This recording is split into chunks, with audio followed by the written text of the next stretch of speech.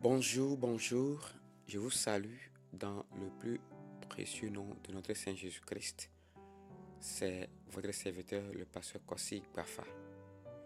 Eh bien, Dieu nous a fait grâce, nous sommes encore parmi les vivants et nous devons le remercier. À présent, c'est la dévotion de ce jour. Avant toute chose, prions. Père, merci pour ta grâce, merci pour le saut de vie. Ce n'est pas parce qu'on a essayé, ce n'est pas parce qu'on a fait quelque chose, mais c'est pas ta grâce. Que ton nom soit loué, que ton nom soit exalté. Seigneur, pardonne-nous nos offenses. Aide-nous encore une fois à comprendre ta parole, à appliquer à nos vies et à vivre pour ta gloire. Père, que nous soyons des parents dignes de ce nom, des parents chrétiens dignes de ce nom, afin que nous soyons des exemples, papa pour nos enfants, pour nos familles et pour la communauté chrétienne. Seigneur, aide-nous à vivre pour toi seul et pour ta seule gloire. Père, que ce message nous transforme. Celui par qui tu passeras n'est qu'un instrument. Glorifie ton nom, au nom de Jésus. Amen. Ouais, je vais aller un peu en hébreu et beaucoup en français. Donc, le passage de ce matin, de la dévotion de ce matin, c'est Proverbe 20, verset 7. Lododo blave, puis Andrelia. Là, il est écrit, le juste marche dans l'intégrité. Heureux ses enfants après lui. Le juste marche dans l'intégrité. Heureux ses enfants après lui. Selon le contexte de ce verset, nous qui sommes les chrétiens, nous sommes les justes. Nous sommes la source, nous sommes le fondement, nous sommes le soutien et nous sommes le nourricier. Voilà la vraie signification de ce qu'on appelle paix.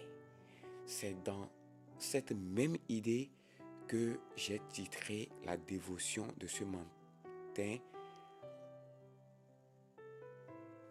L'impact de l'intégrité d'un parent sur ses enfants.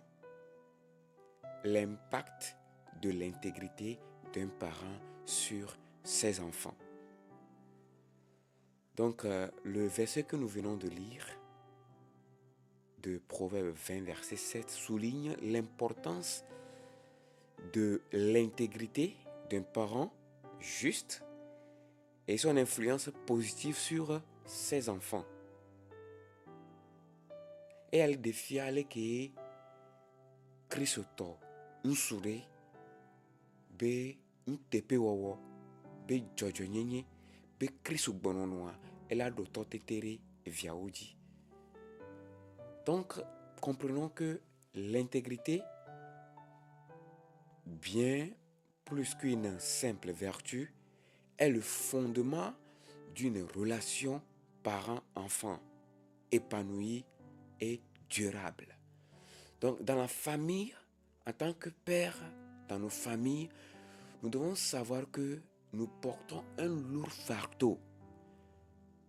Un lourd fardeau, celui de vivre la vie qu'il faut, afin que nos femmes et nos enfants puissent voir que vraiment nous remplissons nos responsabilités. C'est que il n'y a pas, c'est-à-dire que nous n'avons même pas une petite chance de faire ce qui n'est pas convenable, ce qui n'est pas selon la parole de Dieu. Mais malheureusement, ce n'est pas le cas. Il y a certains pères qui font des choses, qui vivent de n'importe comment, mais viennent à l'église. Cela ne devait pas être le cas.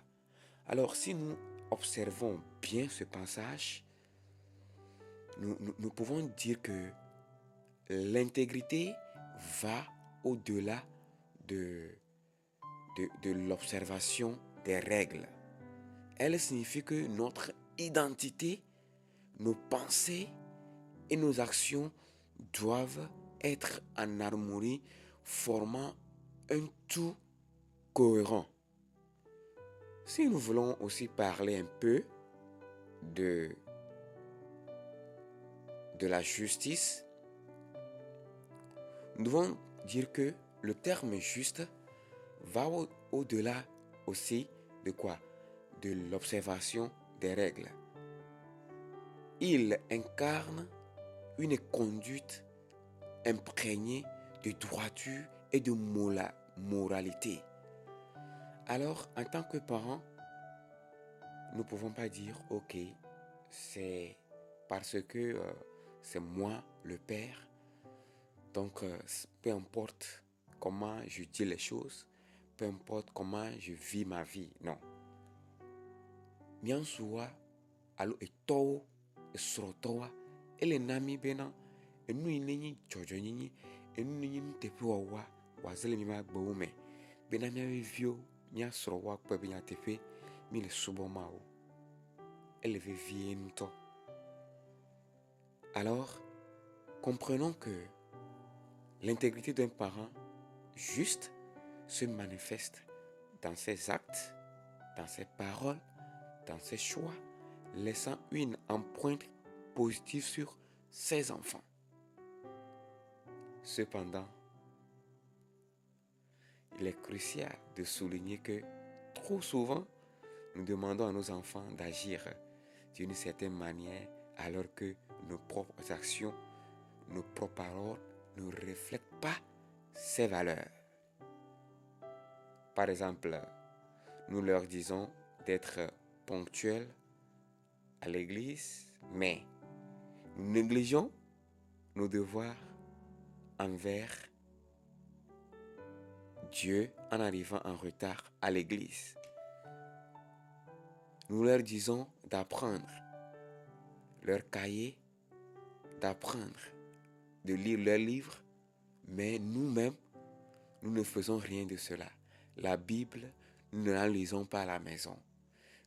C'est le téléphone, la télé et nos boulots, et puis c'est fini. La plupart des parents, il n'y a même pas la dévotion familiale. Même une seule fois dans la famille, il n'y a pas de choses comme ça. Non, ces choses ne démontrent pas quoi? L'intégrité, ne démontrent pas quoi? La justice, ou bien ce qui est juste devant Dieu. Or, encore une fois, qu'est-ce que le verset dit? Le verset dit, le juste marche dans l'intégrité. Heureux ses enfants après lui. Le juste marche dans l'intégrité. Heureux ses enfants après lui. Oui, en tant que parents, nous devons vivre à démontrer quoi? Ce qui est juste et ce qui est intègre. Et c'est à partir de là que nos enfants apprendront et diront, c'est vraiment mon papa connaît un Dieu. Mes parents connaissent le vrai Dieu. Alors, il faudrait que nous vivions. Donc, d'une manière pratique, disons que pour cultiver l'intégrité, il est essentiel que nos paroles et nos actions soient en accord avec nos valeurs et nos croyances. Voilà. En donnant la priorité à Dieu dans nos vies, en respectant ses commandements, en vivant selon sa parole, nous montrons à nos enfants l'importance de ce qui est juste, l'importance de l'intégrité. Cela implique de consacrer du temps à la prière, à l'étude de la Bible, à la pratique des enseignements divins, afin que nos enfants voient que notre foi est authentique et profonde. Voilà la manière dont nous devons comprendre et mettre en pratique ce passage. Par exemple, parlons de Joseph, fils de Jacob, qui a maintenu son intégrité malgré les épreuves, malgré les défis. Et il a été béni, apportant finalement quoi? La bénédiction à sa famille. En suivant son exemple, nous pouvons inspirer nos enfants à vivre avec intégrité et droiture. Un autre exemple biblique pertinent est celui de Daniel, dont l'intégrité et la foi inébranlable ont suscité quoi? L'admiration de ses ennemis. Sa fidélité à Dieu a non seulement assuré sa propre protection, mais a également apporté des bénédictions à ceux qui l'entouraient, au point où les rois auxquels il a vécu, mais sous lesquels il a vécu, ont déclaré la gloire de Dieu et ont dit que notre Dieu est le Dieu vivant. Le Dieu vivant est vrai. D'une manière contraire, ou bien en contraste, un autre exemple négatif est celui de David. Oui, à un moment donné, David, qui a bien commencé, a chuté. Il a pratiqué quoi?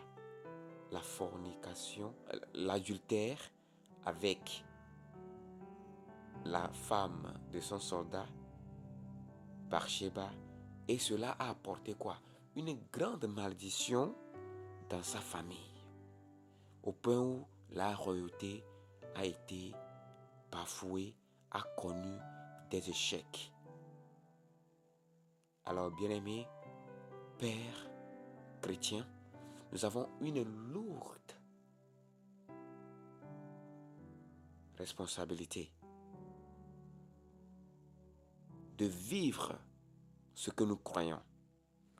Alors, en encouragement, ce verset de Proverbe 7, verset 7, est une source d'encouragement pour les parents, les aspirants à persévérer dans la voie de l'intégrité et de la droiture. Leur engagement envers la droiture laisse un legs précieux à leurs enfants, façonnant ainsi un avenir empreint de bonheur et de prospérité. Bien-aimés dans le Seigneur, parents chrétiens ou bien pères chrétiens, Proverbe 20, verset 7 nous rappelle que l'intégrité parentale est un héritage précieux pour nos enfants.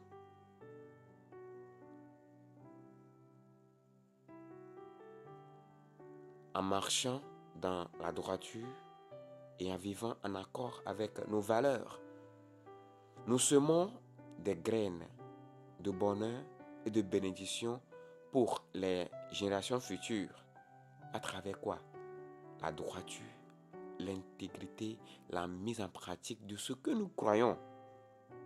Alors l'intégrité exige que nos paroles et nos actions soient alignées, que Dieu occupe la première place dans nos vies et que nous soyons des modèles cohérents pour nos enfants.